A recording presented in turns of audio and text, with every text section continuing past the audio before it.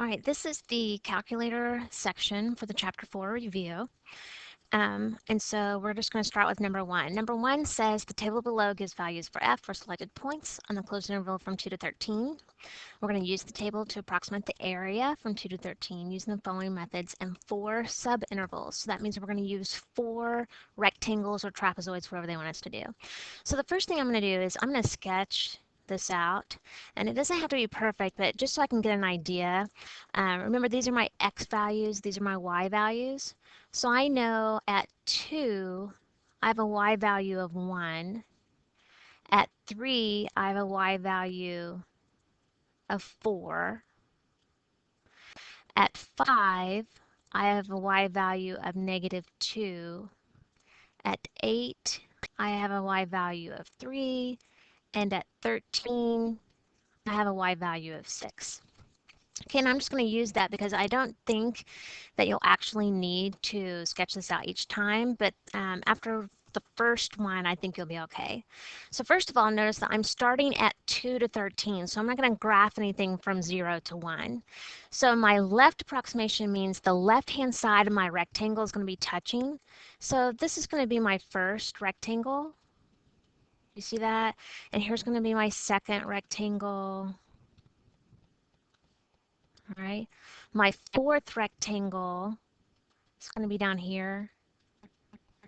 And then I'm at my third. So here's my first, second, third. And then my fourth rectangle is right here. And they're all, the left-hand side is touching.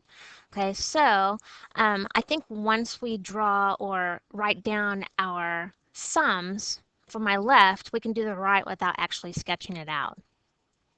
So we're doing left side, or LRAM, we're doing area of a rectangle, so base times height. So my base of my first rectangle is 1, and my height is 1.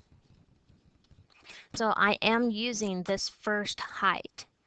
Okay, so my base was the distance between 2 and 3, which is 1. My height is 1. My next base between 3 and 5, so here it is here it is in the table. My base is 2. And the height of that, you see, is going to be 4. Plus my base for my next one, the distance between 5 and 8 is 3. Times my height of that, -2. Plus my last rectangle, my base is 5. And my height of that would be 3. Okay, so I have 1 plus 8 minus 6 plus 15. So that's 9. 9 minus 6 is 3. 3 plus 15.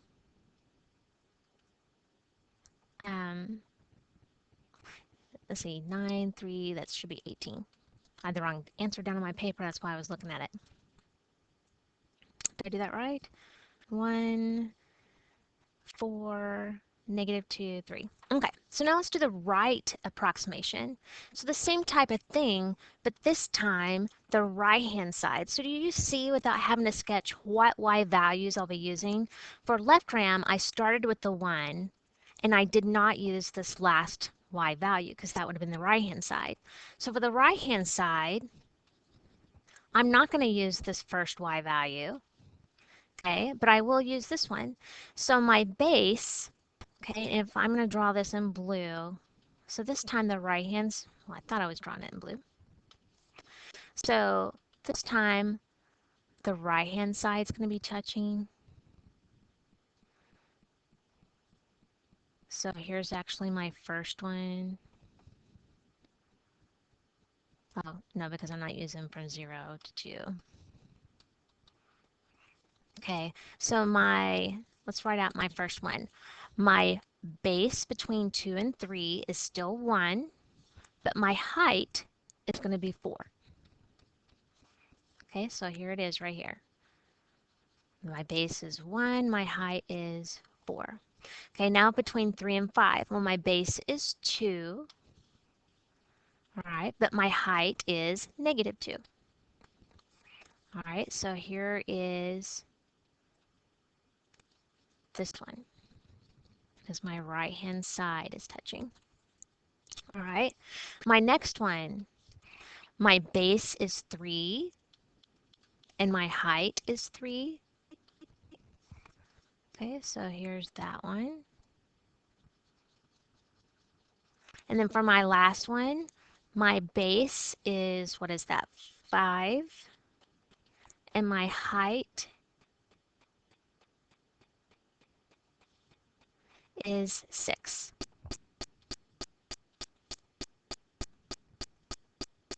Okay, so here I am. Here's my right side. Okay, so on my base, my base is 5 and my height is 6. So I have 4 minus 4 plus 9 plus 30. So that looks like that's going to be 39.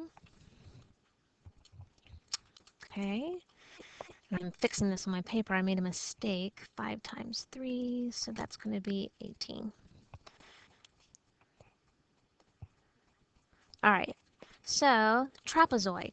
Okay, so now let's do trapezoid. Remember, the formula for trapezoid is height divided by 2 times the sum of my bases. Okay, and I'm not even going to draw it out. We should be able to kind of use our shortcut. We know, let's do the height is the distance between my x's. My bases, base 1 and 2, will be my y values. So my height for my first one is the distance between 2 and 3. So that's going to be 1 divided by 2. The sum of my bases would be 1 and 4. That's my first trapezoid. Plus, okay, my distance, my height between 3 and 5 is going to be 2 divided by 2. And my bases will be 4 and negative 2. Plus, the distance between 5 and 8, that's my height. So 3 divided by 2 times the sum of my bases. So that's going to be negative 2 plus 3. Plus the height here, the distance between 8 and 13. That's going to be 5 divided by 2 times the sum of my bases, which is 3 plus 6. So that's going to be 1/2 times 5 plus 2 plus 3/2 times 1 plus 5/2 times 9. Okay, and I believe you might want to check me, but when you add those together, I got 57 over 2. Okay, and you might double check me on that. Okay, on number 2, you can omit number 2, and I'll tell you why in class. Okay, there's actually a typo, so we're going to omit that one. Number 3. Okay, a table of values for f of t is given. So we're going to do kind of the same thing, estimate the area from 0 to 180 using a right Riemann sum with 6 subintervals. Okay, again, we can kind of sketch this out, but we should know these are our x values, these are our y values. We want the left-hand side, or I'm sorry, on the first one, we want the right-hand side of our rectangle to touch. Okay, which means we would not be using our first y value when finding the right Riemann sum. Okay, when it says 6 subintervals, do you see that's already kind of divided for you? The distance between 0 and 30, there's 1, 30 and 60, there's 2, 3, 4, 5, 6. So they've kind of divided that out for you. So let's do from 0 to 30. So that's my base. My base would be 30 times the height of the right-hand side. So that means I'm not going to use this first one. I'm going to use 2.9 plus the distance between 30 and 60 is 30 times my next height, which would be 4, plus 30 times my next height, which would be 4.7, plus 30 times my next height, 5.1, plus 30 times 5, plus 30 times 4.8. Okay, and then I'll let you finish that, put that in your calculator, see what you get.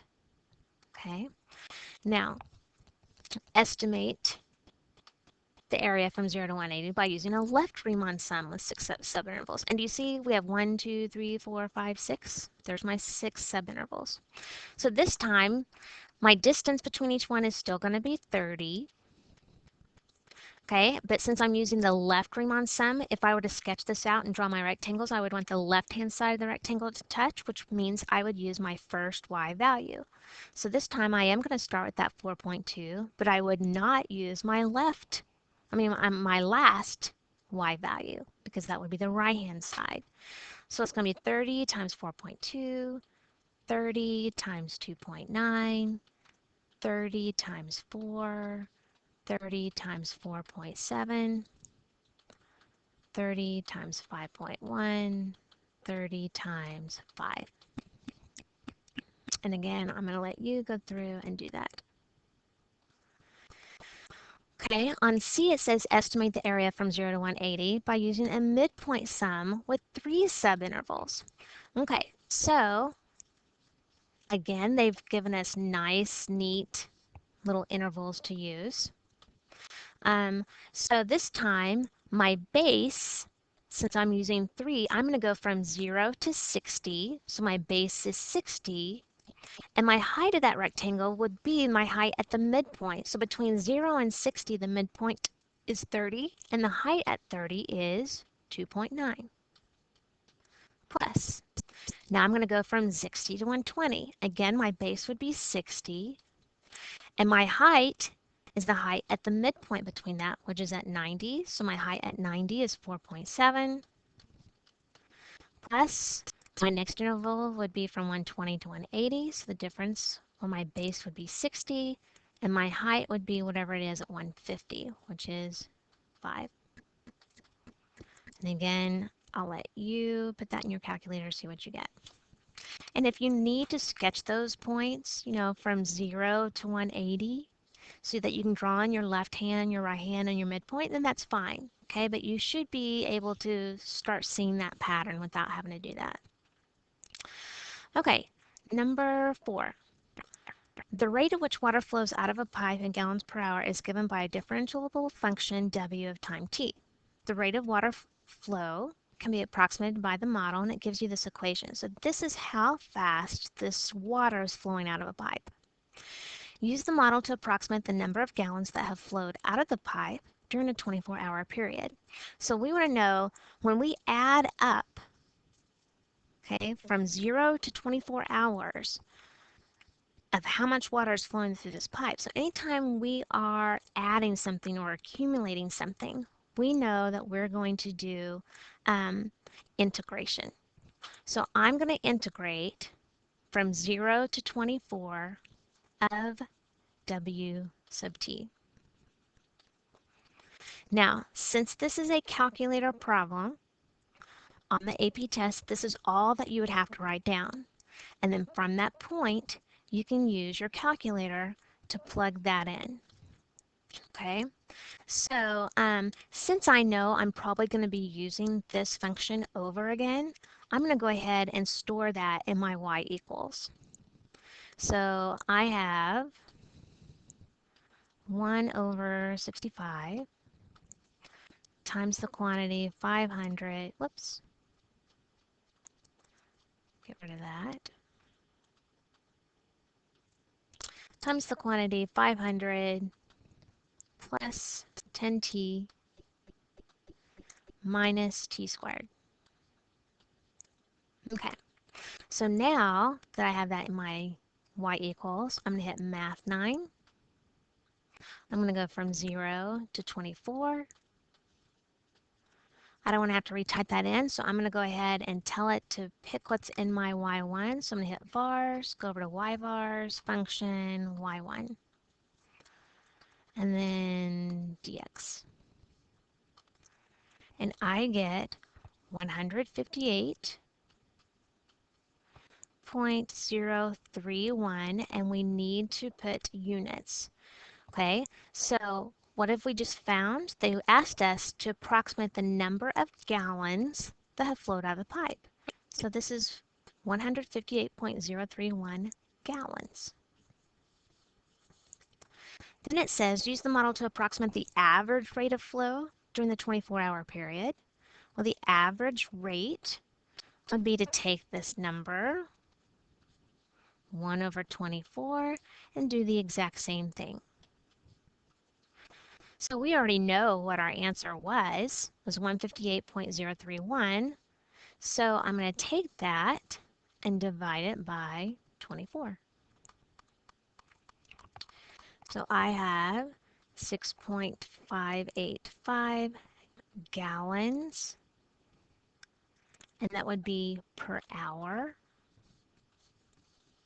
So a little over 6.5 gallons would flow out of that per hour. And C says, at what time between 0 and 24 does the water flow at its average rate?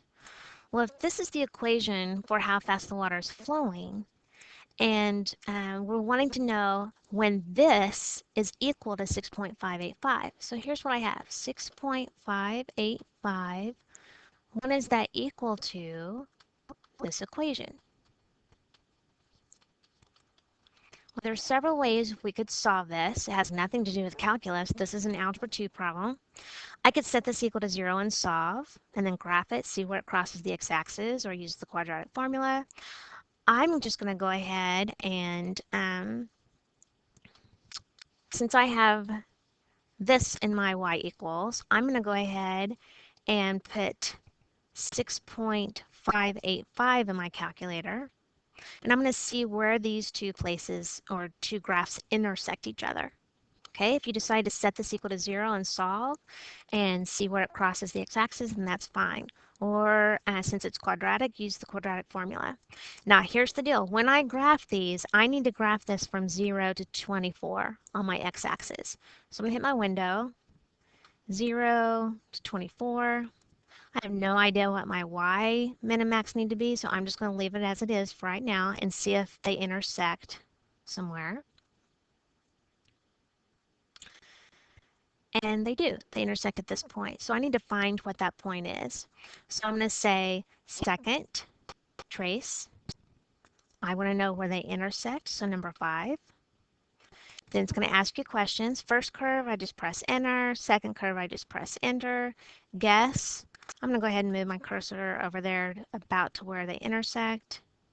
So they intersect when x, or time, is 14.847 seconds. Okay, so t equals 14.848 seconds. I said seconds. It's not seconds, it is hours. So at 14, not quite 15 hours, that's when the water is flowing at its average rate of 6.585 gallons per hour. Okay, so that was number 4. Number 5, find the area of the region bounded by the graphs of the equations. And it shows you what those equations are. So first of all, since this is a calculator problem, I want to see what this graph looks like. I'm going to move it over here a little bit. Okay, so in my y equals, come on, I'm going to clear that out, clear this out. I have x cubed plus x. And then that's really the only equation I have. They said x is 2 from 0 to 2, but I just know I need to set my window from 0 to 2. Again, I don't know what my y values need to be. So I'm going to go ahead and graph that. Okay, so it says from x cubed plus x from 0 to 2 and y equals 2, which is the x-axis. So they're talking about this area in here. So if I were to sketch it from 0 to 2, they're asking me to find the area under this curve. All right, so I need to set up my integral. I'm going from 0 to 2 of x cubed plus x dx. Again, since this is a calculator problem, this is a Math 9, which this would be easily done by hand, but so I have Math 9. I'm going from 0 to 2 of x cubed plus x dx. And my answer is 6.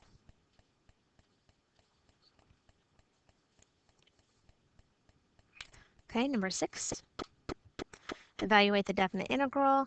Again, this is a Math 9 question. Since it's on the calculator part, I'll let you plug that in, and you should get 15 as your answer. Number 7. Okay, again, this is a Math 9. Make sure you're in radian mode. Okay, and when you do this in your calculator, you should get 1.843. Number 8. All right, given that the integral from 2 to 6 of f of x is 10, and the integral from 2 to 6 of g of x is -2, evaluate the following integrals. So I want to evaluate from 6 to 6 of f of x plus g of x. Well, if I know my upper and lower limits are the same number, I don't even have to do anything. We automatically know that my answer is 0.